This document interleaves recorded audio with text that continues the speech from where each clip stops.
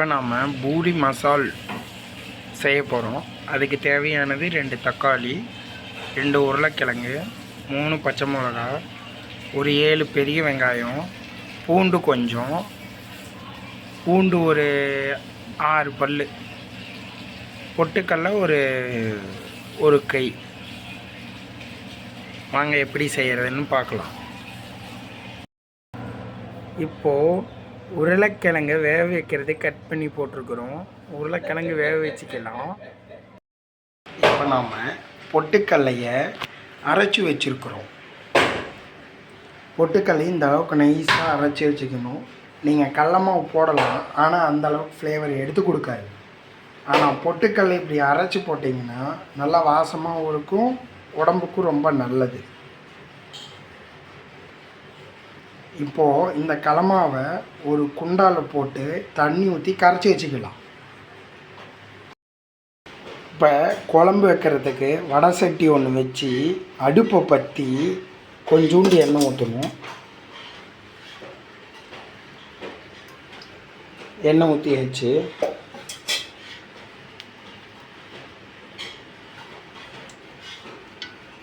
கடுகு கொஞ்சம் போட்டுக்கலாம்.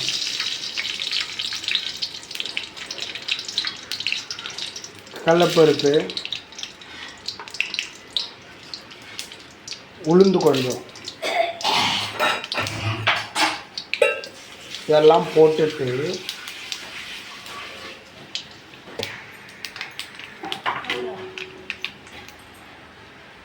இப்போ வெங்காயம் கருவேப்பிலை போடுறோம்.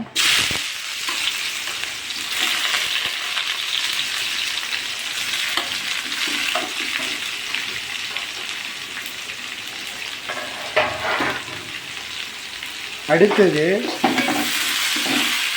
2 வணக்கி விட்டுட்டு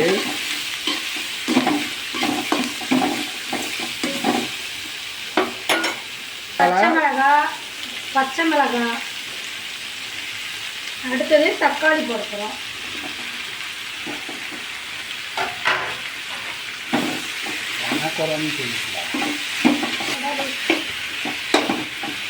இப்போ நல்லா வணக்கிக்கணும்.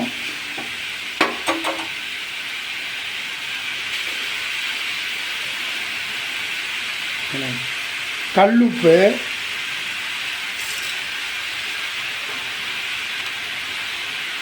மஞ்சள் தூள்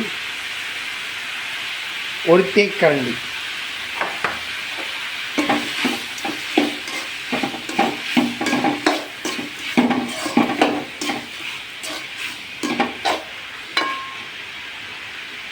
நல்லா வணங்கிடுச்சு. வெங்காயம், தக்காளி, பச்சை மிளகாய் நல்லா வணங்கிடுச்சு. இந்த இதில் நம்ம கடல மாவு அரைச்சி வச்சுருக்குறோம் பொட்டுக்கடலையை இப்போ ஊற்றிக்கலாம். ஊற்றி நல்லா கொதி வருது.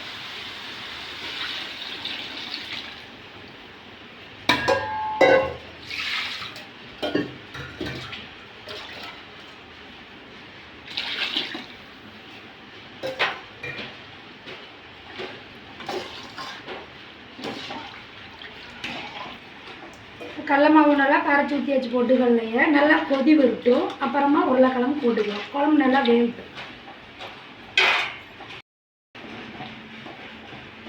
குழம்பு நல்லா வெந்துருச்சுங்க, கொதி வந்து. இப்போ உருளைக்கிழங்கு போட்டுக்கலாம்.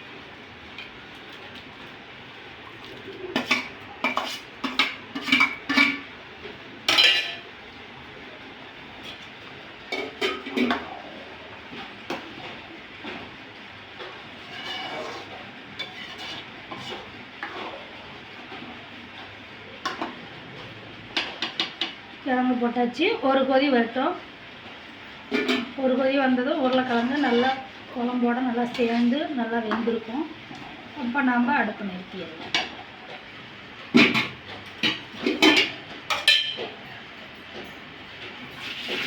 கொத்தமல்லி தலைங்க குழம்பு நல்லா வெந்துருச்சு. கொத்தமல்லி தலையை போட்டு அடுப்பு நிறுத்த போகிறோம்.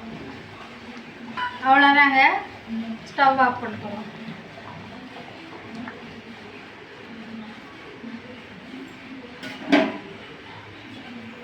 பூரிக்கு உருளைக்கிழங்கு மசால் ரெடி ஆயிடுச்சு.